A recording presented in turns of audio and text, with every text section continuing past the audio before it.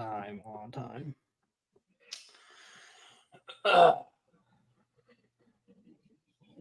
What's up, boys? What's up, buddy? How are you? Good. That's a handsome looking shirt. Where'd you get that? Some guy made it for me. I love Drew's text in our group that the loser of the fantasy league has to go steal Gary Williams' lawn furniture. Yeah, can somebody, can one of our fans please write in something about what the loser of our Gary Williams league has to do for punishment? Because we've thrown a lot of them out there. But we haven't really settled on one yet. Yeah. Let us know if you have any ideas for a fantasy football punishment. We're not going to be too crazy. None of us are going to take the SATs, but we can do something within reason. I really thought, I know last week when we had John Moorhead on, I know that was kind of spur of the moment, but that was actually really informative with the kickoff rules and stuff. Yeah. I was actually talking to people about that. I wonder if they're going to do anything to change it, given that. I've been reading, and we'll talk about this more tomorrow or Wednesday on the NFL show. But I've been reading a lot about how the market's not adjusting for over/under totals early in the year yet, and they think the new kickoff rule is going to make games go over more often because there's so much more variance. So if you get the ball, the team's going to get the ball starting inside their 25 a lot more, or starting on the 35 a lot more. So there's going to be a lot more movement and a lot of things happening. So if you start with the ball in the 15 and you go 3 and out, then the other team's going to be at the 50-yard line to start their next drive. You know what I mean? So it's just going to be. I mean, but Vegas will adjust their over-unders to make sure that it's still an even playing field. Yes, so they will. Hit more. They will in week 2 or 3. But if you look at the prices, they're kind of priced exactly as they were last year based on the stuff. That's just what I've been reading. I don't know for sure. Obviously, that could be completely random. But I wonder. Now, obviously, Vegas is plugged in, but I wonder that you keep hearing some of these sports talk shows. Name that talk show that a lot of teams are keeping what their strategy is close to the vest till the regular season starts, and not showing it in the preseason. So maybe Vegas hasn't had a chance to adjust yet. Yeah, probably. Yeah. What's the guy's name that does PFF? Steve Palazzolo, I think. No, the dark-haired guy. I think he's the guy that pissed off Lamar last year for the 49ers game. I don't know. I mean, Chris Collinsworth has part of Pro Football Focus. I have no idea. You're not talking about Warren Sharp, right? I know you don't like him. No, it was somebody else. He was on McAfee's show the other day, and he said that there is one more owners meeting before the season starts where they have on the agenda to go over the kickoff rule again. And I guess there is a situation where it could change before the season. I think they said if 24 out of the 30 owners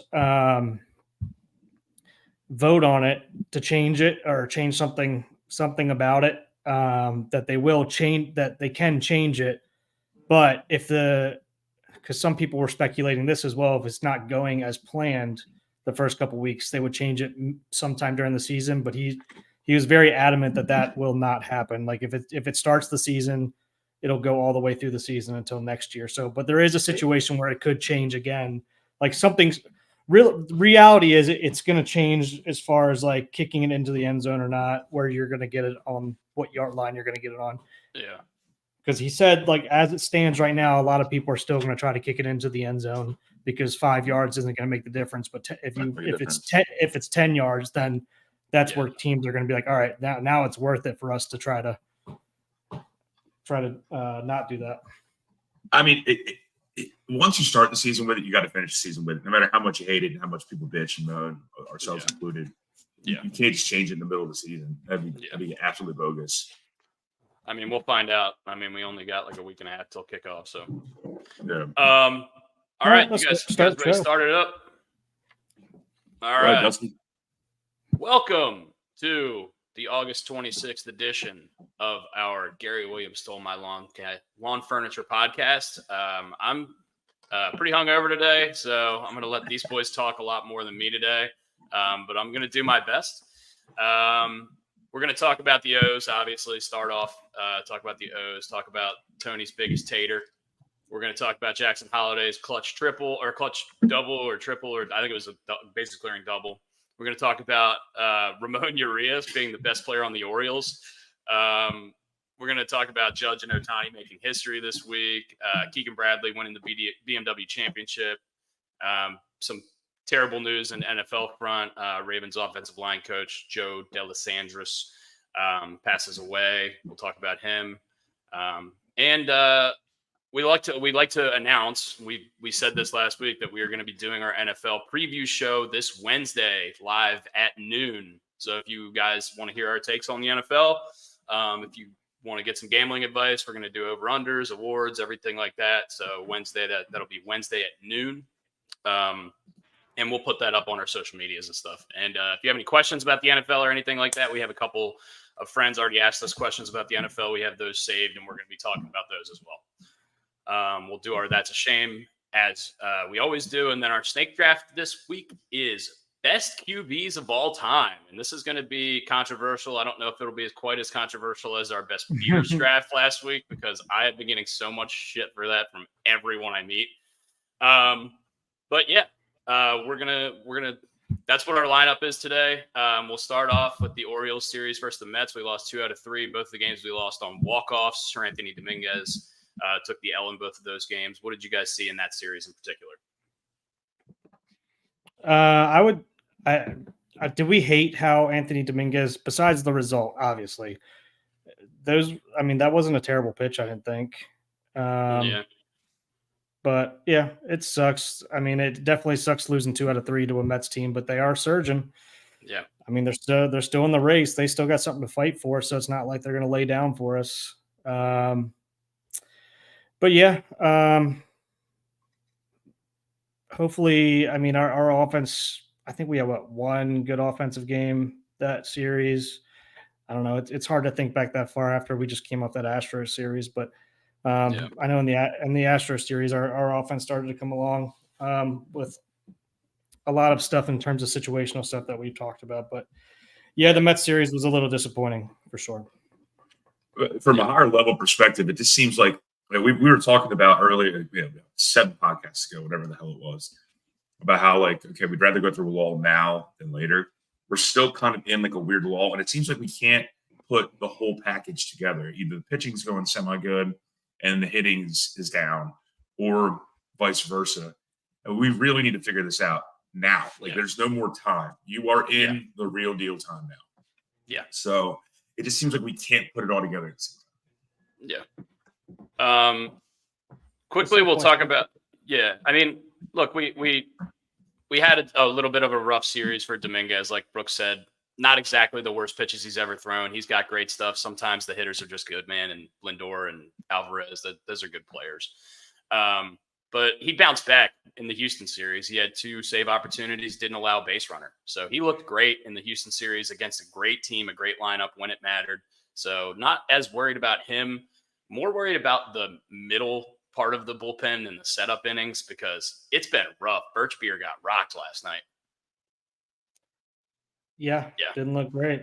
And they were not cheapies either. They were not cheapies. They were bombs. Hey, look, if you're gonna give them up, man, give them up. All right, I don't want to go to the first row. Go 17 rows back. All right, give them up.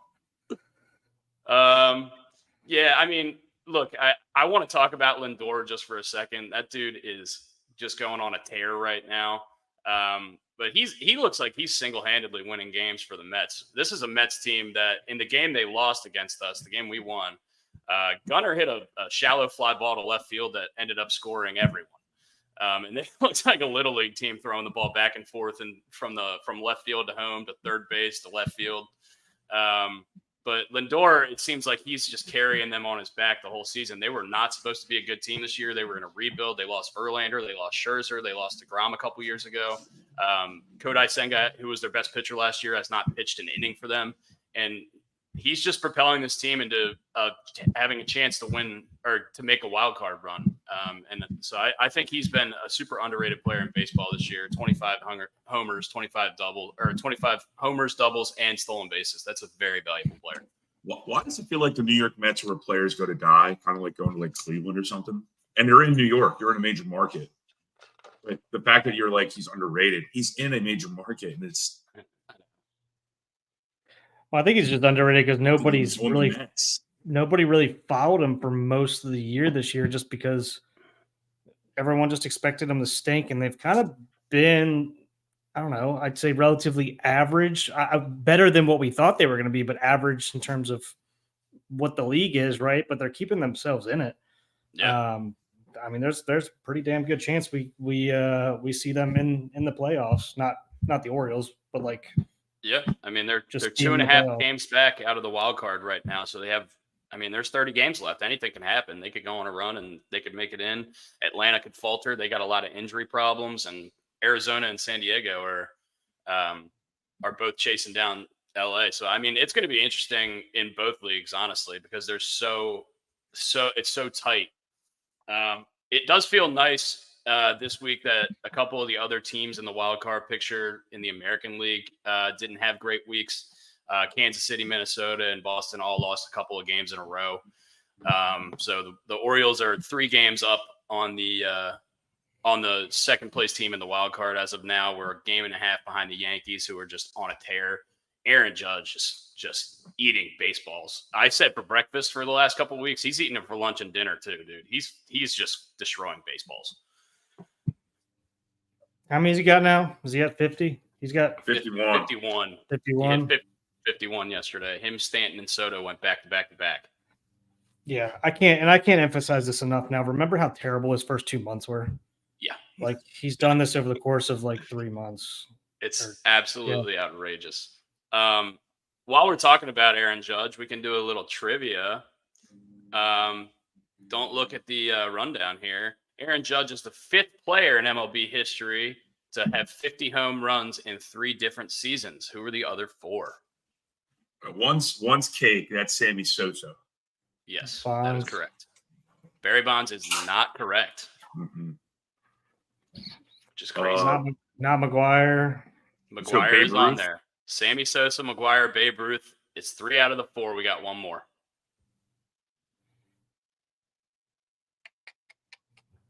Ryan Howard.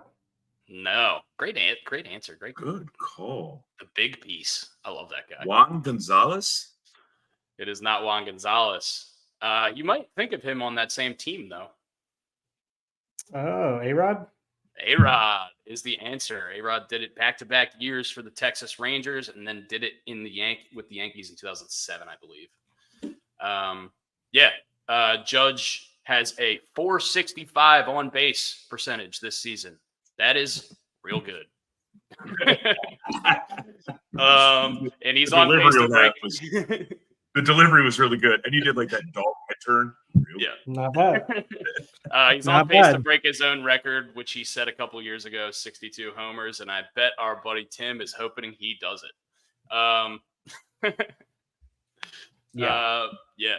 Let's get back on the Orioles, though. Let's talk about the Astros series a little bit. I wrote on the notes, I don't think we had any business winning any of these games. Tony Taters came out of nowhere with the grand slam of the century. I've watched the video probably 600 times.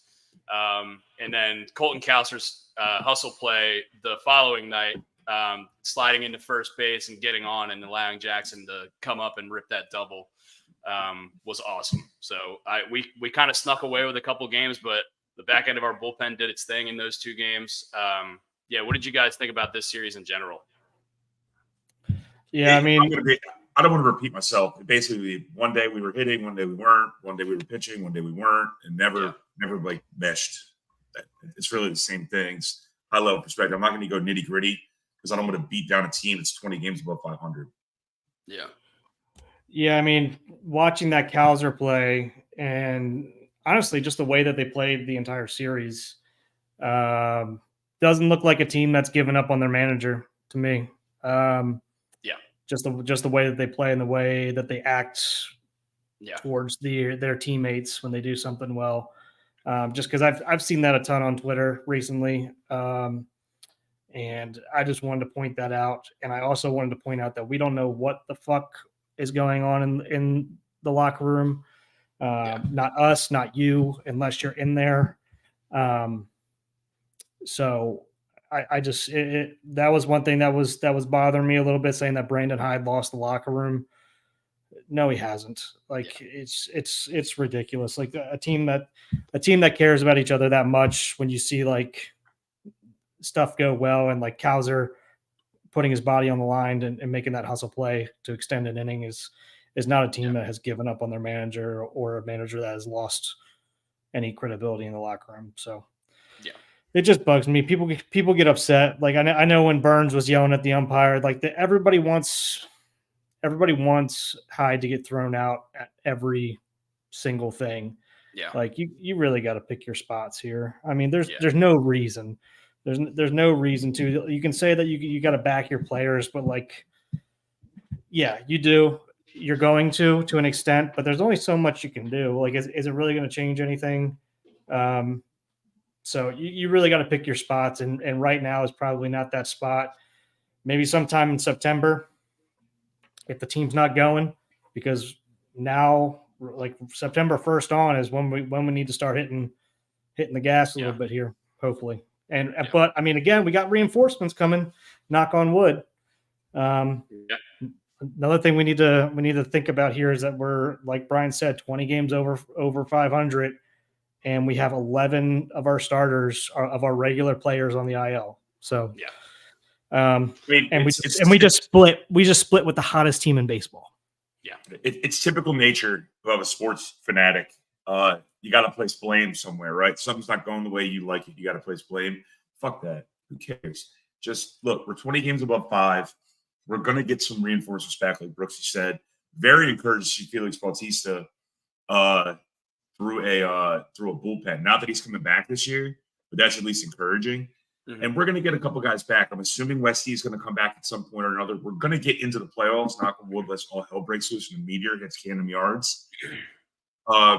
And that maybe Westy comes back for the playoffs, and we could be the Rangers from last year. What am I looking on the positive side of things? We can just get smoking hot. I mean, right now, Ramon Urias, his jockstrap is popping out of his pants. He's hitting the ball so well. I mean, talk about somebody who's stepping up right now. Yes. In terms of like stepping up when he's been giving a chance now, and kind of just like mending the gap right now. Between Westy being out and now, because I mean we tried to bring Mayo up and hoping his stick would give us a little bit of lift. Obviously it didn't quite yet. But I mean the guy's playing okay defense. He's making some great plays here and there. He's also making some really boneheaded errors here and there as well. But I mean the guy's hitting situationally pretty well right now. Yeah. So, I mean, we got to give a lot of props to that guy right now. And I think we talked about that either before the show or right when the show was starting. It was Ramon Urias has been helping this fucking team stay in the race. Yeah. Last 15 games, which is basically how long Westberg has been out. He's hitting .302 with an OPS over 1,000. He's absolutely amazing. And what a great teammate, having to sit on the bench basically the whole year. Really, really tough thing to do, and never complained. Always came to the ballpark, did his job. He's struggling in the field, but he's hitting the shit out of the ball. He's been the best hitter on the Orioles. What do we got, Brooks? Hand up accountability. I got to call myself out here. I wanted him DFA'd a couple months ago. Yeah. I'm an asshole. You weren't the only one, man.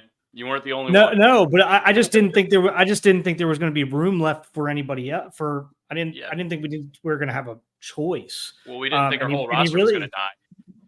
Well, yeah, and we really didn't. I mean, obviously, he wasn't playing the greatest then either, but he was kind of like that was the last the person who made the most sense to me when I was looking at the roster. But thank God that we didn't. Yeah. What's Mateo's situation? When is he slated to come back sometime soon? It doesn't look like he's coming back this year. He's on the 60-day. Yeah. Oh, okay. That explains that. All right. Yeah, it doesn't look like he's coming back this year. Do we have any injury updates? Like, what about like Westy? Is Westy supposed to come back in the next couple of weeks? Westbrook's back in expected to. September. Coulomb is supposed to come back in September, and Eflin, good news on Eflin, saying his shoulder feels a million times better. He's thinking after the 15 days are up, he's going to go straight back into the rotation. No rehab starts or anything. So getting him back is going to be huge. Obviously, in the 4 starts he had with the Orioles, he's got like a 2 ERA, and he's won all 4 games. So that's a guy we need. Last I saw, it was Webb and Coulomb were mid-September.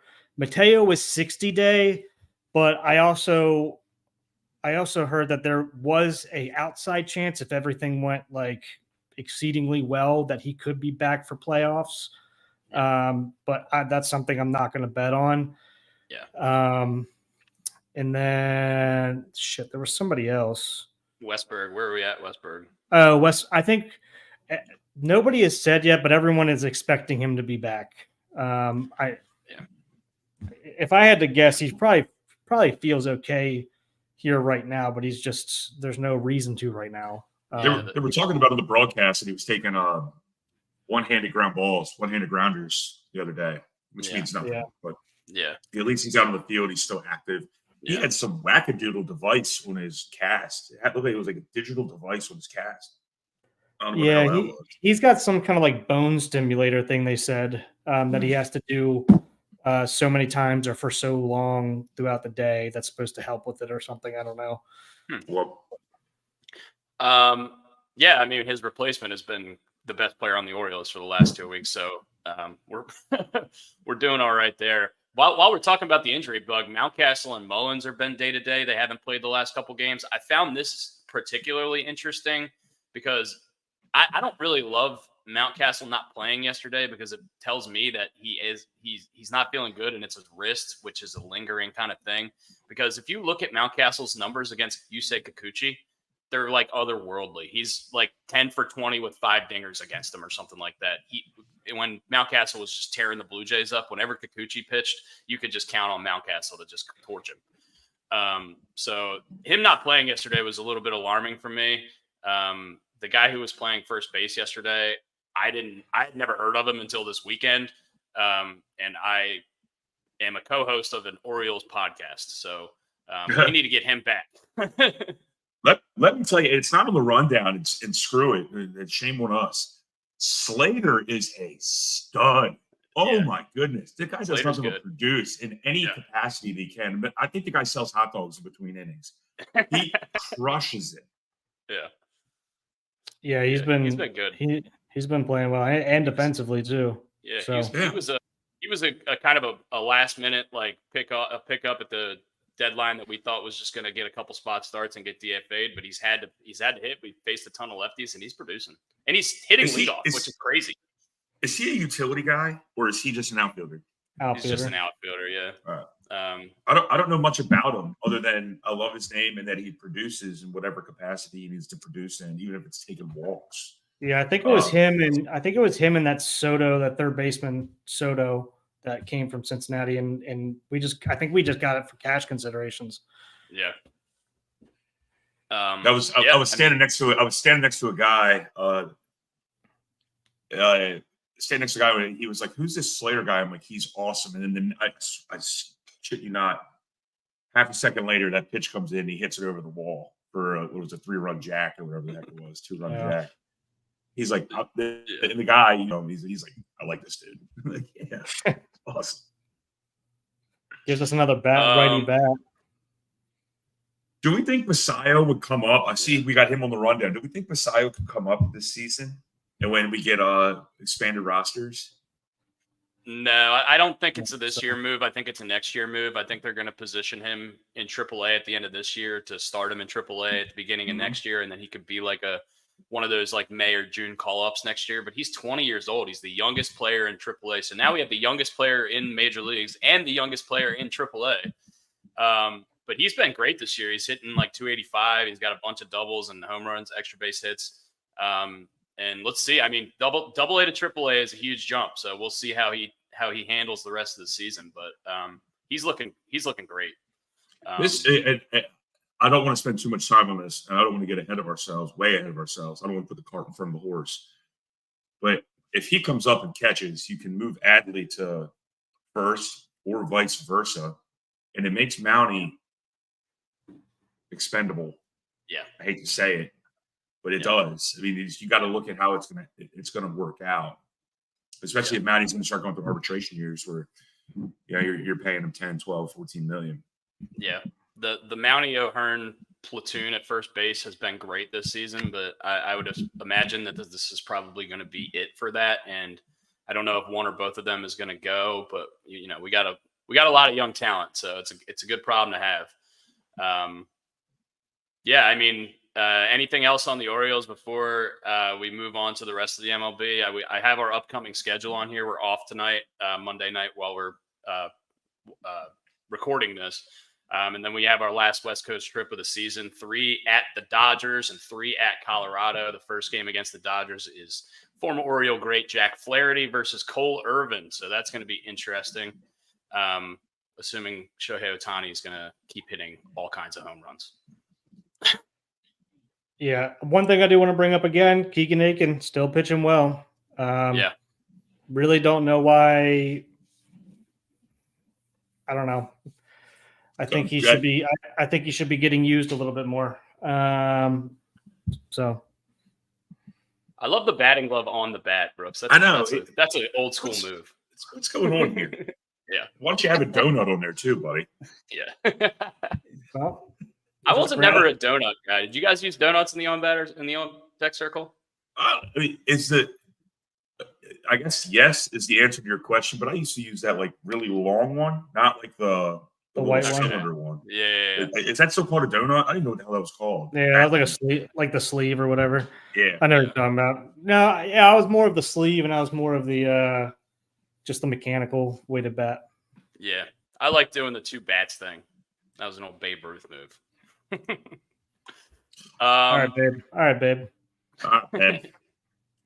All right, moving on to the rest of the MLB. Arizona has come out of nowhere, and since July 7th, they are 31-11. They are the number 1 National League wildcard team. They're only 3 games back of the Dodgers. We were talking earlier in the year, what the hell happened to them? They made the World Series last year. Corbin Carroll, since July 7th, when they've gone on this run, has played 40 games, and he scored 40 runs. This guy, Corbin Carroll got laid. He got laid, and all of a sudden he's playing ball now. Because earlier in the year, he was a ghost of a human being. Yeah. We talked about him earlier this season. We talked about it a lot. Corbin, what the hell happened to Corbin Carroll, reigning Rookie of the Year, helped take them to the World Series last year and just kind of disappeared into the ether. But the last 40 games, he's picking it up, and his numbers on the season still do not look good. So that tells you how rough of a start he had this season. But he's really picking it up, and good for the D-backs. Good for that team. Good for that city.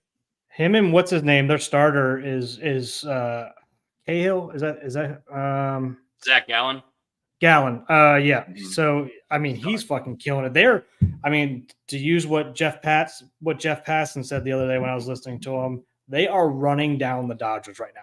They are seriously like in an all-out sprint to try to pass them. Yeah. And the Padres are right behind them too. I think they're a half a game behind. They're a half a game behind the D-backs, and so only less than 4 games behind the Dodgers as well.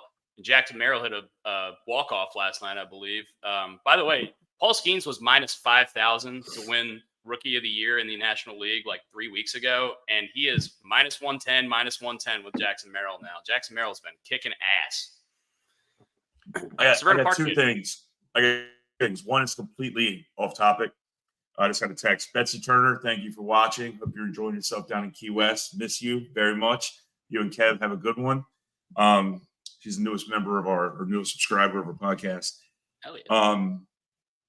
And then I also want to bring up, while on the topic of like just up and coming teams or teams that are chasing people down, a player that is chasing people down. Did you see Jackson Holliday's brother, Ethan, at all during these like all-star showcase games that were on ESPN? Does Matt Holliday shoot it's like super seeds? Like, what is going on here? Also, who's Matt Holliday's wife? I mean, she's got to be a stud too. I mean, she's probably an Olympic gold medalist or something. Yeah. The kids probably come out with the bat and the gloves already, like Brooks has right now. It's come out ready to go. Yeah. For those of you who don't know, Jackson Holliday's little brother Ethan is a 17-year-old, 6'5", absolute animal of a prospect. Probably going to be a number 1 draft pick in the next few years when he gets out of high school. They're saying he will be the first pick. He's a complete stud. And a third baseman with an absolute cannon of an arm. So that would be really cool to get the Holiday boys together in Baltimore. Didn't we talk about that? Like one of the first podcasts said, like, let's the Orioles tank this year so you can draft Ethan Holiday and have the Holiday boys. Yeah. Let's talk about a little bit of a disappointment, and this is going to be my that's a shame. The Chicago White Sox are 31-100. 31-100. What a complete disaster of an organization this is. 2 years ago, they were the favorites to win their division. Last year, they were one of the favorites to win their division, and they are the worst team since the 1916 Philadelphia Athletics, and they're chasing down the 1917 Cleveland Spiders as one of the worst teams in the history of baseball. They have to win 10 more games out of their next 30. I mean, this is absolutely ridiculous. What a fucking joke. If you're a Chicago White Sox fan, just go start watching the Cubs. This sucks. I'm sorry. I love that their manager won a game after losing whatever it was, 21 in a row, and then they fired him. Yeah. Sweet, thanks. And I keep harping on this, and I tell people, they're like, oh, they get the first pick in the draft. No, they don't. They cannot draft higher than 10. So they're just terrible. Yeah. They suck. They're in shambles. They're in shambles for the next 5 years. My that's a shame since Dusty did his is this stupid New York Little League coach who called out Aaron Judge for not giving enough attention to the kids. Are you a moron? Your 15 minutes are up, buddy. It's over. Stop being a douche.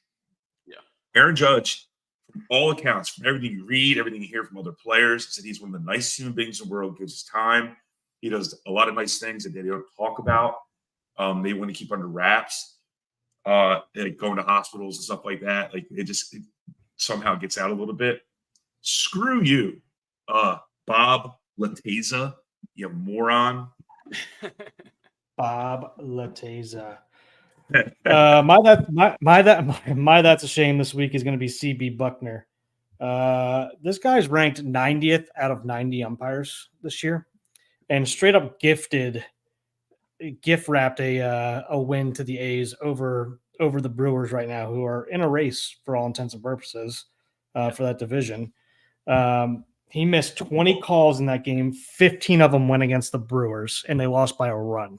And one of those that he missed, I should pull this up on the screen, was a ball that was about almost a foot and a half outside. Almost a foot and a half on the plate that he called a ball for ball 4 and walked in a run. And they lost by a run. So CB Buckner, you fucking suck. He's got to be the most tenured umpire now, I would assume. I remember that name up there from when I was a kid. Yeah, he's got to be up there for sure. Yeah, I don't know about that, but do we know how the umpire union works? Like that, you get vetted and you can't get fired. I don't know. They should get relegated like in soccer. Like the bottom 10 every year should go back to AAA or something. Like this is ridiculous. I agree. That's a perfect way to do it. Yeah. I'm sick of them just having figure it out. They have nothing that oversees them. I know everyone's going to say that there is something that they look out for each other. Okay. And it's getting fucking like, I've watched a couple of these where like they challenge it. They throw to whoever the New York crew is that night, watching over the game, and they get it fucking wrong on obvious plays. Like it's ridiculous. And it's starting to get to the point where like, and I like sent this in the group chat where I've been so against having robot umpires and everything like that. And I'm like, at this point, I'm getting so frustrated with how bad this is that I'm just like, fucking just do it. Like I'm just the worst I can remember. Umpiring quality. It's the worst I can remember. Yeah. Like, and it's not even like they're being consistent with these calls. Like you're watching these, like some of these calls and you're like, all right, we know there's a couple inches on that side. It's all over the fucking place. Yeah. And you notice it in every game the Orioles play. Like last night, Santander was pissed off a couple times at the umpire on low and outside pitches. Gunner's been getting a lot of low strikes called on him the last couple of weeks, and I'm noticing it a lot more than I have in the past. And maybe it's just because I'm paying more attention because we're really good, but it's been ugly. Well, even you got call a spade on this one. You're noticing it more now because they have that box on the screen. Before, you weren't really paying attention. Me and Brooks used to talk about this as kids all the time when Sunday Night Baseball did that all the time, and we hated it. And I can't stand that box on the screen. And when we had the Apple TV game the other night, they didn't have it on the screen, and I was loving it. Or maybe it was Apple TV. Maybe it was Fox. I can't remember. What do you hate more, the box on the screen or when hockey used to do that thing where they would have like a flame of a puck on TV? Which one was worse? Didn't they do that for like 20 games and scrap it because everyone hated it so much? Yeah. New technology. I think, to be fair, so I did hate that for talking about hockey. I think there's a way to do it to make it good, though. I think you got to make it way smaller so like people who do not have good vision can actually see where the fucking puck is on the screen. But like you don't need to make it like a flame behind the puck when it goes. Like that was just ridiculous. Yeah, that's NHL like stuff. Yeah. It's like a tail. By the way, undercover great N64 game, Wayne Gretzky hockey, 99. Unbelievable. Oh, yeah. The goalie would turn into a brick wall. It was beautiful. Yeah. Absolutely beautiful. NHL 99 on my Xbox machine. I play it every now and then. It's really fun. Let's move on. I got another trivia question for you guys. We got some trivia today. Shohei Ohtani became the 6th player ever to have a 40-40 season. He did so by stealing a base in the 4th inning the other night and then hitting a walk-off grand slam for his 40th stolen base and his 40th home run. If that's not a fucking legendary game, I don't know what is. He is the fastest player ever to reach that milestone. Can you guys name the other 5 guys who have had 40-40 seasons? I'm going to be honest with you. I didn't listen to that. Can you say that again? Ohtani has a 40-40 season. He's one of 6 guys in MLB history. Who are the other 5? I know one, and it's very obscure. I think it's Eric Davis. Eric Davis is incorrect. 40-40, I would say. Bonds, Henderson. Nobody's done it more than once. Henderson, no, not Ricky Henderson, Frank Robinson. Nope. But Gary Bonds is Sheffield. the only one so far. Nope. Jose Canseco. Jose Canseco is correct. You guys have 2 out of the 5. Willie Mays? 40. Nope. Did Brady do it in that year? Nope. We talked about him. We talked about him on the last trivia question. Juan Gonzalez? No. His teammate. A-Rod. There you go. There's one. A-Rod had 40 bags. Yeah. For the 1998 Mariners. Which I before he started the best team. Before he started chugging deer antler spray and his cousin was shooting him in the ass with a needle. Yeah, he actually was fast. I mean, I would say Griffey, but I don't think he had 40-40. No, he did not. Somebody did it last year. I mean, would we say Trout? Oh, Acuna. Trout. Acuna had 70 stolen bases last year. Had 40-70. First player ever did season.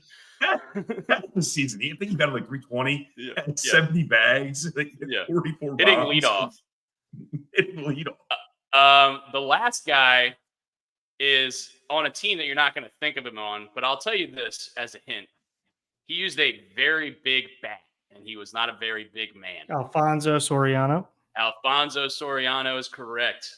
2006 Nationals. Look at Alfonso Soriano's 2006 season. Holy shit, that guy was Holy shit. He was great. Yeah, and then he went to the Cubs, and he was great for them, too. Terrible outfielder, though. Oh, awful. So Ohtani, fastest player ever to reach the milestone. He did it 21 games faster than Soriano, who was the previous fastest player. And also, he threw his first pitches off a mound this week since he got Tommy John. So let's not forget this designated hitter is going to start pitching again and be Cy Young caliber. And he's worth every goddamn penny that the Dodgers are going to pay him over the next 20 years. Just crazy. I don't know how that, but I told a couple people that this week, and they were like, "That guy steals bases." They didn't even know because he's so big and he just hits mammoth home runs. Definitely, you would definitely forget about that. I forget about it. I know that he does, but then like they say a stat like where he's at stolen base wise, I'm like, fuck, I forgot he like stole that many bags all the time. I mean, he's got a legit chance to be the first 50-50 ever. There's 30 games left in the season. I mean, 10 homers, 10 bags, that's doable for him. Oh, hell yeah. He looks good in that Dodger blue. I'm sorry, nothing against the Angels. He just looks like a superstar. Yeah. In that Dodger blue. Just the look. Yeah. Forget the play. It was a good move for baseball for him to go there too, because it's a bigger market team. It's gonna get a lot more eyes, and especially the season he's having in his first year. Yeah. We get to see him in the playoffs. Yep. Yeah. Yeah, which is huge. Like, look, Mike Trout played on the Dodgers all those years. Probably be talked about a hell of a lot more. You know what I mean? Nobody cares about the Angels, except for Tim Salmon. Remember when the Angels just dumped money all over their team? Artie Moreno, he got like Josh Hamilton, Albert Pujols. I think he got like so much money got dumped into that team. I think he signed with he re-upped Jared Weaver. Like it was just so ridiculous, and they sucked even worse. But he's kind of like he has dumped money into that with like Dustin said, Tim Salmon when they had Garrett Anderson, Darren Erstad. Troy Gloss was on that team. Ooh, sexy man. I forgot Eckstein. Damn, Eckstein never gets talked about anymore at all. By the way, sneaky. It's always a great trivia question. Who won when one of the Cardinals World Series? Who won World Series MVP? Freaking David Eckstein. Also, Steve Pearce won for the Red Sox in I think 2018. Good for him, man. I love Steve Pearce. I think Edgar Renteria stole a World Series MVP in his career as well. Ooh, that's a love that guy. Yeah, that might be the Jim Leland team. Yeah. Another guy. So Dustin and I sat next to Steve Pearce on the way to an All-Star game one year, and he was playing. Yeah, he was playing in the Futures game.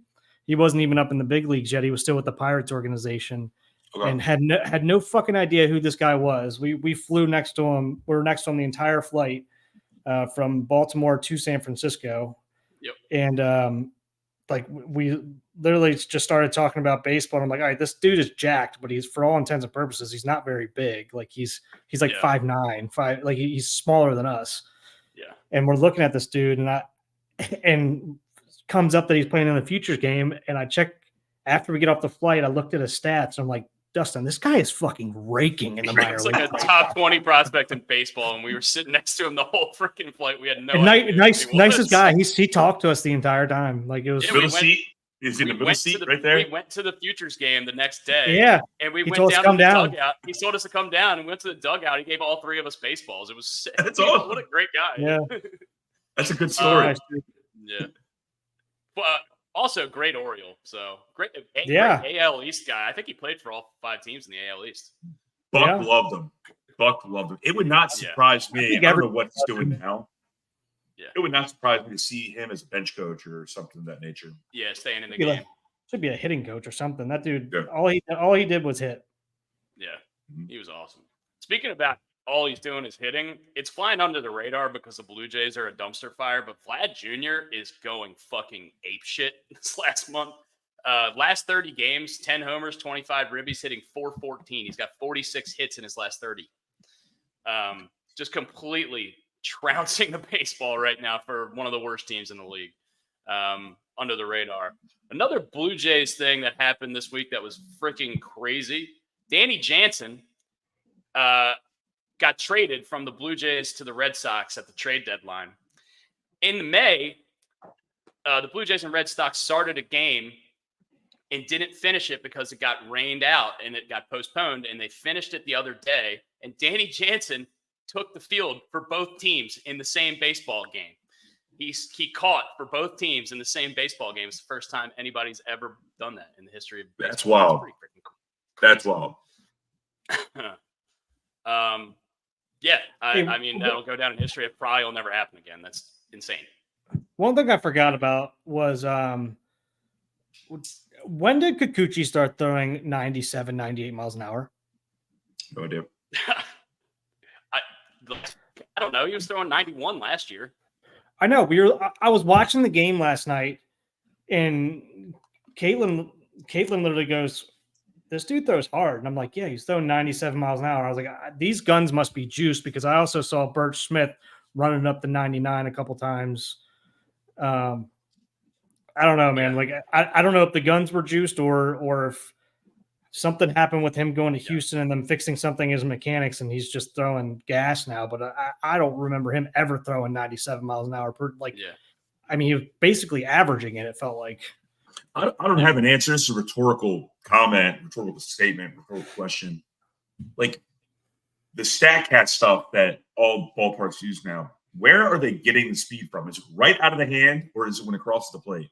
I don't know. So I've heard they changed this from when we were in college to now. It used to be they picked it up like further down because like further down in like towards the strike zone, but I think they pick it up right out of the hand now or something, or it's vice versa. I don't remember, but they have switched what they do since we've been in college for sure. Because I know like in tennis, they always give the miles per hour, but that's right off the racket. So that's when you see like 128 mile an hour serve. By the time it actually goes across the net, it's probably, let's just say 100, make it easy. Yeah. I wonder if it's the same in baseball. Yeah. Yeah, I don't know. I forget who told me that. I can't remember if it was John, my college coach, or if it was Tim or somebody, but apparently it is definitely different since we've played. They made that change a few years back, and that's why you're seeing some elevated numbers. And I forget when it started, but I know it was a little bit ago. So I was like, man, I could have used every mile an hour. You could have been hitting 91, dude. Yeah, I mean, the last thing I have for baseball stuff is top 5 prospect in baseball, basically on every list. Dylan Cruz, outfield prospect for the Nationals, is going to make his MLB debut tonight, and I hope he goes yard 4 times because they're playing the Yankees. Fun little fact about Dylan Cruz, he played at LSU with Paul Skeens, and they were drafted number 1 and number 2 in last year's draft. Dude's an absolute stud. They're adding it to their plethora of young talent over there with James Wood, CJ Abrams, Mackenzie Gore. Fun young team, the Nationals. Look out for in the next couple of years. A lot of people gave their front office a whole lot of flack, and rightly so, because they traded Juan Soto, who's one of the best players in the league, and they got rid of Scherzer and they got rid of Rendon. That worked out. And they paid Strasburg, and he had to retire. I'm sorry. It's the way you delivered that worked out, because Rendon sucks. He is a piece he of hates crap. baseball. He doesn't even like playing baseball. He doesn't like playing baseball. He's a baseball player. How does that work? But yeah, look out for the Nats the next couple of years. They could make some noise in the NL East. Where's Cruz going to play? Is he going right in the center, or are they putting him in a corner outfield? What are they doing? I don't know. I would imagine he's going to play center field because I think Wood plays right. I don't know who plays left for them. I don't know. I don't know either. We'll see. We'll find out tonight. Wood looks like a power forward. He is huge. James Wood, yeah, he's a massive guy. He's massive. You see his first 2 weeks in the league, he didn't pull a ball he didn't pull a baseball. And then his first ball that he pulled went 480 feet. Yeah. Hey, so before we get off the baseball topic and talk about pulling balls, that sounded weird. Yeah. We talked about it last week. Joey Votto retiring. We talked about how it was probably that time. It was kind of bad. It seemed squandering. Yeah, I'm happy he retired. He's going to do great on TV. He might even be like we're talking about with Steve Pierce, maybe even coach. He loves the game. It's the game that passed him by. Yeah. Big Joey Votto fan. We were kind of on the fence with him in the Hall of Fame talks. That's something we'll talk about and discuss more down the line. But I wouldn't be surprised if he got Brian thinks he's in. Brian thinks he's in. Yeah. I think he'll probably get in. Not at the top of my list, but not a first ballot guy, but somebody who could probably get in later. But probably one of the last true guys that's going to play for one team his whole career. Mm-hmm. We're just not seeing that very often in sports anymore. 17 seasons with the Reds in a row. And then, you know, he signed a minor league deal with the Blue Jays, but never got up to the main roster. And also he's from Canada. So that was a hometown thing for him anyway. But really cool. You and Canadians, man, I swear. Yeah, he's going to be like a seventh, like the 7th year on the ballot guy to get in. The Todd but Helton, having that MVP, his career average, I think he only has like 300 and change home runs. Yeah. But I think I might have mentioned this last week. There was the stat that he had one foul ball to the right side as a left-handed hitter in 9 years. I think, which is crazy. In like his first 15 years in the league, he popped out like 3 times. He's crazy. He was just a model of consistency. Now, the one thing I'll say is he might be like a Frank Gore going apples to apples with this football, baseball, a compiler. He stayed in the game so long that he compiled stats, but it never was like crazy. Now, he did win an MVP. The 1 year won an MVP. I mean, he is a stud. He was a really good player. He's one of the best first basemen in the league for 10 plus years. So, love to see him choke up on the bat like this every once in a while. Yeah. I think that's all we have for baseball. We're going to move on to NFL. Like I mentioned earlier, we are going to do our NFL preview show Wednesday live at noon. So if you guys want to hear our takes on the NFL, tune in Wednesday live at noon or watch it. We'll have everything up on the social media stuff. We're going to go over under win totals for every team in the league. We're going to pick division winners, awards, Super Bowl matchups, potential sleepers in fantasy, guys you like. We're going to talk all kinds of NFL on Wednesday. So if you're excited about the NFL, join us then. We'll do some quick NFL notes, though. We have to talk about this really sad news. Joe Delisandris, Ravens offensive line coach, 70 years old, had 4.5 decades in football, passed away. Apparently he had a surgery earlier this summer. He had some complications that led him to be hospitalized a couple weeks ago, and he unfortunately passed away. So, we're thinking about him, prayers up for his family and all of his friends and everything. And this is just a big blow. I don't have much to add. It's very sad. I never heard this guy's name until this occurred, which is also sad because it seems like he was with the Ravens for a very long time. It just really stinks. Hopefully the team takes a day or two off. I know we're about to get fired up for the season, but take a day or two off. Yeah. Just, reflect. Yeah. In other news in the NFL, sorry, weird transition there, but it's always weird when we have to talk about that kind of stuff. It sucks. Nick Chubb is going to start the season on the PUP list, which means he is ineligible to play in the first 4 weeks. He tore his Achilles or ACL somewhere in the week 2 to 3 range last year. A lot of people thought he'd be able to get back before the season, but I guess they're not going to push him. No sense in it. So he's going to be available, I guess, come week 5. That's big for the Ravens because that's our division rival, and that's probably the best team in the division other than us. And he, when healthy, is certainly one of the best running backs in the league. Nick Chubb has one of my favorite quotes from a college player of all time. When he was at Georgia, he was with Sony Michel as well. And DeAndre Swift and Todd Gurley. Jesus. Yeah. And I guess social media was getting real hot at this time. I forget what year it was. It doesn't matter. But a reporter asked him, the other running backs were on social media and pubbing themselves up. And some reporter asked Nick Chubb, why aren't you on social media? He goes, you ever seen a Lamborghini commercial? Greatness just shows. And that was it. Like mic drop. See ya. That's awesome. I've never heard that. That's badass. And the Patriots still took Sony Michel over him in that draft. That worked out.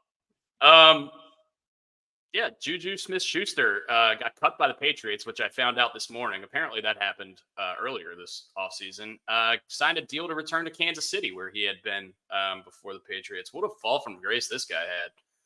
That's 2 pretty good seasons in a row. He just kind of fell off the face of the planet. Yeah, he was the hottest thing since Pants and Pockets when he was with the Steelers, and all of a sudden just fell off the mat. He reminds me of Martavius Bryant. Remember that with the Steelers, who had like a freaking killer in 2 years. He just signed with the Washington Footballs, I think. Just signed.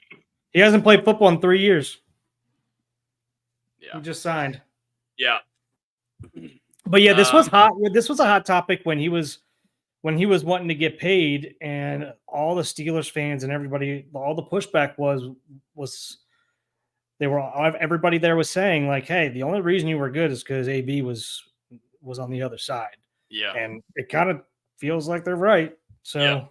And I remember the Ravens tried to sign him for that 1-year deal a couple years ago, and he took a little bit less money to go to the Chiefs because he wanted to show out. And didn't do much. And didn't really do much. We thought with Patrick Mahomes he would be rejuvenated, and he ended up signing a semi long-term deal with the Pats, but got cut after 1 season. So obviously they don't think he's much of a player. The Steelers are phenomenal at finding receivers. Yeah, like this is so bad to say, but the Ravens are really good at finding like special teams guys, like punters, kickers. They're really good at getting receivers, but it seems like they immediately flame out whenever they go somewhere else. Kind of like what Ravens did with like all of our defenders. Now Matthew Judon is an exception. It's a different breed. Yeah. But do you remember like Hartwell, Paul Kruger, like they immediately leave the Ravens. They don't do well. Same thing with Steelers and their receivers.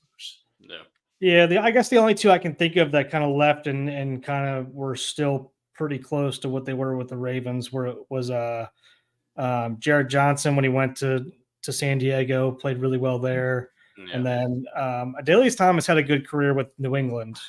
Do I think he was the same? Awesome. Yeah. Do I think he's the same as he was here? No, but I think he was still a great player there. But yeah, everybody else you named like that took these big deals. You kind of don't hear about him as much anymore. Yeah. Like I said, like we've said, we've promoted it a couple times, so I won't keep beating you over the head with it, but we're going to do our NFL preview show on Wednesday at noon. So if you guys want to watch that, get our takes on that. We'll be talking NFL. We're going to move on now to golf. I know golf is kind of winding down, the second to last tournament of the year, the top 50, the BMW Championship in Colorado this week. Keegan Bradley, who is the Ryder Cup captain, may have just got himself onto the team with this win because he just jumped from 40-something place to 4th place in the FedEx standings and has a chance to win the Tour Championship and $20-some million and jump huge in the world golf rankings. I don't know if he'll make the Ryder Cup team. We'll see. It's far away out, but he jumped to 10th in the President's Cup standings, which means him as an assistant coach he's going to get a look from Jim Furyk, who's the captain this year. Well, and Spieth is going to be out probably, right? Spieth is out. I guess we don't know. He's out. He's getting wrist surgery, or he might have already had it. When is the Ryder Cup? November. The President's Cup is in about a month or 2. Yeah. Yeah, and Spieth said he's out for 3 months with the surgery, so he's definitely out of the President's. Okay. Yeah. Okay. Yeah. I don't know how much golf you watched this week, but it's awesome. I love Keegan Bradley. He seems like the man. He's been on a couple of the YouTube golf shows I watch. Bob Does Sports. If you guys aren't familiar, go watch that. It's like one of the funniest things you'll watch. Awesome. He's been on there, and if you just watch the hour-long episode they had with him and just hear him talk, he just seems like the most down-to-earth, genuine dude ever. So always good to see him win. Big fan of his. Top 30 golfers advanced to East Lake. 4 guys went up from below 30 and punched their ticket. Adam Scott, Chris Kirk, Justin Thomas, and Keegan Bradley being those guys. A couple guys fell out. Justin Thomas is the last man in. He is number 30, and Brian Harmon was the first man out, Mr. Waggle. But this is important because the top 12 finishers in this tournament get over $1 million, and the guy who comes in last gets $550,000. And the guy who comes in first this week takes home $25 million. So big tournament at East Lake. I don't know if you guys like golf like me, but I'm going to keep talking about it because that's my favorite thing to watch. How many doll hairs? 25 million to the winner. Oh. Not that this matters at all. But I think it's like you just don't get like a $25 million check. You don't get one of them big checks. Yeah. That's a lot, guy. Give it to me on one of the big ones. Yeah. You get it over like a 10-year span. I learned that the other day. Matt Bennett told me about it. Yeah. All right, so that concludes all the content we have for today, other than our snake draft. And our snake draft today is going to be very controversial because I'm probably going to take some people that you guys aren't going to like, and you guys are probably going to take some people that I'm not going to like. I know our buddy Delaware Dave was a little upset with our beer list last week. We got a shout out to Del. We love you, buddy. Go to Pig and Brewster. Go to the Chaucer. Support our friends. Apparently, we suck at tasting beer, but hey, man, we're just doing our best. That's all we can do. We're drafting quarterbacks. If you take Shane Falco, I'm going to throw my computer out the window. No fictional quarterbacks will be taken in this draft unless you consider Phillip Rivers fake. Okay. Tom Brady is going to go number 1. He is the best quarterback of all time. And I don't really need to make an argument. Brooks is gonna give us the rundown of the votes from last week. Yeah, Dustin won last week. I don't even have him up anymore, but Dustin won pretty handily. I think I came in second, and Brian got a whopping 2 votes. One was me. I voted for myself. Pretty on trend there. I mean, when you're taking Old English 40s, and that was something that probably needed to be thrown to the to the boys for a vote, because that's I think malt liquor. I was gonna say, I think Old English is technically malt liquor. I'm not sure. I know some of those are beer, but that one I believe is malt liquor. And man, you can take the boy out of Dundalk. Can't take the Dundalk out of the boy. All right. But Dustin won. I came in second, but I mean, realistically, Dustin ran away handily with that, which is fine. But Christ, the guy took Miller and Coors Light as his first 2 picks, and he's running away. Like, what does that say about you guys? What are we doing? Miller Coors, man. Carry the script and shout him out. You know what? Who did Dell vote for? Because I don't even know. I think he just basically said. He said all encompassing. He goes, you guys have no taste. I think that might have been a direct quote. All right. Well, anyway, so our order today is going to be me, and then Brooks, and then Brian. We're going to do snake draft style like we always do. We're doing the best quarterbacks of all time in honor of our NFL show coming up this Wednesday. And with the number 1 pick, I'm going to take Tom Brady. He's the GOAT. He's unassailable. You're a cake eater. You're such a cake eater. What do you want me to do? You don't want me to take Tom Brady? I got the number 1 pick. Go ahead. Yeah, like, do you go? Yeah, all right, Joe Montana. Wow. It's like do you go like most championships? Do you go best statistics? Do you go who do you think is going to be the best, the most athletic? Like it's hard to like look at this. Do you go with who do you want to start a team with? Like, I don't know. Yeah, I'm going to go with the best all-around quarterback, like in terms of like, physical specimen. Bro could run in his day. I'm going to go John Elway. Okay. And you get 2. I know. And then I'm going to go with Johnny Unitas. Wow, there it is. Talk about pandering. About pandering. I can't really argue with any of you, but there's a couple guys on the board that I did not think were going to get back to me. So, Brooks, I got to go Manning at this point. Yeah, I can't believe you didn't. I can't believe you just got him 5th overall. I think he's the 2nd best quarterback of all time. But I don't know. Is Mahomes there? Here's what I'm going to do. I'm going to take Aaron Rodgers and Patrick Mahomes back to back here. And I know that's probably going to. That's what I mean. That's what I mean. So I think Aaron Rodgers and Patrick Mahomes are going to go down as the 2 most talented quarterbacks of all time. Mm-hmm. But what are we drafting? Are we drafting the most We're drafting talented? The best quarterbacks, according to you. Who's the best? I guess Aaron Rodgers won 4 MVPs. I know. Why don't we do this? Who would you start who do you want as your quarterback on your team? Start your team. Like, that's it. Well, I don't. It's your preference how you draft. It's just I just didn't know which way I wanted to think about this as I was drafting. Is really what it comes down to. Look, that's it depends. But I think I got 3 of the best 5 quarterbacks of all time on my team, so you guys are screwed. Brooks, you are back, and who are you taking at your number 3 slot? Dan Marino. Dan Marino is a great pick. Although in that game, he should have put the laces out. I don't know what he was thinking. I'm going to go Roger Staubach. Wow. And Going old Steve school. Young. Roger Staubach and Steve Young getting the monkey off of his back and getting drafted in round 4. Oh, shit.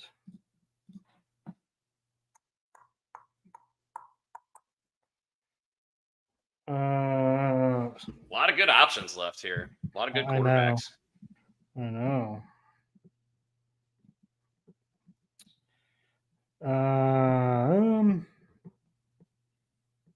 See, I don't even know who to go with here. Give me Drew Brees. That's a good pick. I think that was the Good right call. pick. Good call. There's an old guy. I remember him at Purdue. He went in the second round. Yeah. So herein lies a little bit of a thing where I absolutely despise this guy, but I'm going to take him because he was really good. Let's go with Brett Favre. I knew you were going to do it. I couldn't take him because he's a piece of shit. Yeah, I don't like him at all, and I'm in between two for my last pick here. What do you got? By the way, I want to qualify. I shouldn't say he's a piece of shit. He's a massive piece of shit. And the reason is because that Mississippi stuff where he's stealing welfare money. It's ridiculous. And don't tell me you didn't send a dick pic to a woman because you deleted your cell phone, your text messages. He also tried to sue McAfee for defamation. Like, fuck that guy. He's just a piece of trash. Like, I'm sorry. I don't want to really disparage anybody, but when you hurt people, you deserve to be called a piece of trash. Yeah. I'm so stuck between like 3 guys here. I'm going to take Kurt Warner. I'm going to take Kurt Warner. I'm going to take Kurt Warner. I can't take Phil over Kurt Warner. He's not better. I love you, Phil. You're going to be my first honorable mention, but you're not as good as Kurt Warner. You're just not.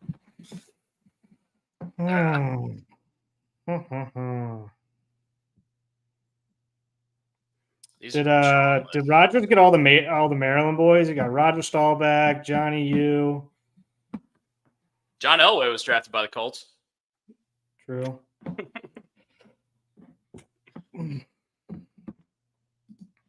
I like my guys. Who you got? Who's your 5th guy? Oh shit! I got one more. Yeah, you and Rogers got one more. Can you add? Put the bat. I thought you'd think better with the bat, right? Like that's had a few good men. He thinks better with the bat.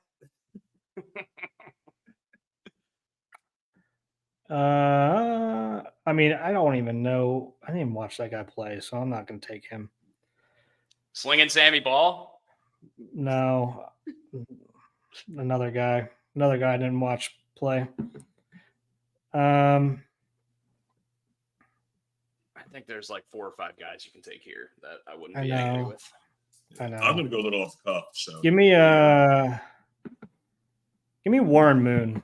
Oh my goodness! I was between him and Fran Tarkenton. A couple of guys you watched a whole lot, huh? Well, I've actually seen highlights. Like one of the guys that was on the list of names that I had was Otto Graham, and I'm like, oh, I didn't watch him. And like Sid Luckman and Bart Starr. Graham also punted. I think he was the quarterback and the punter. I can't believe it took Warren Moon. Damn, well done. That's good job, Brooks. I applaud you. Yeah. We got a lot of Super Bowls on the board, fellas. We got a couple guys with a whole lot of Super Bowls. Well, I'm not taking Bubby Brister or Mark Brunell. I'll tell you that much. Oh, Mark Brunell used to kick our ass when we were in the AFC South. I'm going to go with another closet pick here. Doesn't get the pub, and he should be in the Hall of Fame. Ken Anderson. I know that is a very random one, but phenomenal quarterback. Career cut a little short. Should be in the Hall of Fame. All right. Ken Anderson is not a name that I thought you were going to take. Interesting pick. The couple other guys that I was kind of bouncing between were Dan Fouts, Russell Wilson, Troy Aikman, obviously Phil Rivers, Large Ben, and that's all I got pretty much. Jim Kelly. Yeah. I had Jim Kelly. Terry Bradshaw won 4 Super Bowls. Yeah.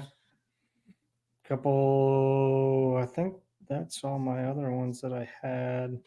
Yeah. Like I said, I said Otto Graham and stuff like that, but I have no fucking idea about Otto Graham. And that's the tough part. Is like obviously I didn't get a chance to see Johnny Unitas play, but I've seen so many highlights of it. Yeah. But like Otto Graham, Wyatt Tittle, like all these guys, I don't. Yeah, but you knew what United did for the smart city, star. you know? Yeah. Look, I think if Russell Wilson hands the ball to Marshawn Lynch on the goal line, you can talk about him in this conversation. I know he's been kind of a disaster the last few years, but when that guy was good, he was so good. All right. Now, question for the group. Is Russell Wilson playing himself out of the Hall of Fame? No, I don't think so. I think he's a Hall of Famer. What do you think? Do you think he is? I think he is. Wow, really? What if he has a good year at the Steelers? Do you think it's back in then? Well, we don't have to worry about that because he won't. So, I really, this is serious. I think they're going to start the season with him, and then they are going to go to Justin Fields at some point or another. Yeah. It's easier to start the season with him and then go to Fields as opposed to starting Fields and going to Wilson and going back to Fields. I agree. I really think he's playing his way out of being a Hall of Famer. I mean, some of the shit you hear now about him, like he had his own office at Broncos. He would do like fake snaps and calisthenics on the team airplane on the way back from away games in the aisle. Like, what are you lunges doing? In the aisle? Yeah.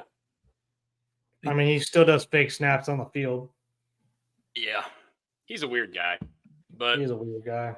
Anyway, I was really thinking about Tony Romo was up there for me. Dan Fouts is a good one. Tony Romo. Yeah, man, he was really good. We're comparing. Yeah, Brooks might take the bat to his own phone. I'd take Shane Falco over Tony Romo. If somebody took Matt Ryan, I would have just jumped off the podcast and I would have at least Shane Falco was clutch. Yeah. Brant Tarkenton's a good one. Sonny Jurgensen. I'm going through a list here that I have. Yeah, I think Big you can Ben's make a a real good case one. for Big Ben, Aikman, Russell Wilson, Cherry Bradshaw, but the rest of the guys, the older guys, we didn't see any of them. And Brian's got two guys that nobody that watches our podcast ever saw throw a football. Maybe three guys. So he's probably going to get. Hey, by the way, on top of the quarterbacks, I don't know if you guys seen it yet on Netflix. The Steve McVeigh doc is really good. Yeah, I want to watch it. I haven't watched it. I might watch that after this. It's depressing because it's about his murder, but it brought back some memories. It was well done. It was well put together. Yeah. I just watched I do want to watch that. It's been on my list to watch. I just watched the Wyatt Earp documentary on there. How's that? I saw it pop up the other day. It was good. It was good. I don't know much about like the Wild West Wyatt Earp, Doc Holliday stuff for whatever reason. So like I just turned that on because it intrigued me, and I think it's like 5 episodes long. It was pretty good. Learned a lot. Does it go over like the whole OK Corral? Have you watched all of it? Yep. So it goes over on my list. A lot of shit. I didn't know anything. So I mean, it taught me a lot. I've seen Tombstone probably 100 times over, so I guess I kind of know the story. I love that fucking movie. Anywhere in the movie, if I come across it, I stop what I'm doing and I watch 100%. I love that movie. All right. Well, that's been another episode of Gary Williams Stole My Lawn Furniture. Like I said, and several times, Wednesday, live, NFL show. Tune in if you want to hear our takes. Probably going to be some hot ones. We're going to do over-unders and stuff. Got some giveaways. We got some giveaways coming up. Yeah, we got some giveaways. We got new merch in a couple weeks ago, maybe last week, with the new hats. A couple guys I still need to get hats to. Thanks for watching. Thanks for supporting. Send us some questions if you have any NFL-based questions or any questions in general. We'll try to get to them in one of our upcoming shows. You guys have anything to say before we sign off here? Nope. Thank you for all the people that watch. Thank you for all the new subscribers. Thank you for just hanging out, listening to us talk about a bunch of jibber-jabber and stupid stuff. Yeah. And as I always end, appreciate you guys. Love you. Best part about this, you can talk to my friends. Dustin asked Brian, do you have anything left? Nope. And then 30 seconds of something. Yapper, bat boy. All right. Go sit on a ball bucket, you twat. All right. We're going to finish up there, guys. Thank you for watching. I love you guys. I'll see you. See you Wednesday. Yep. See you Wednesday.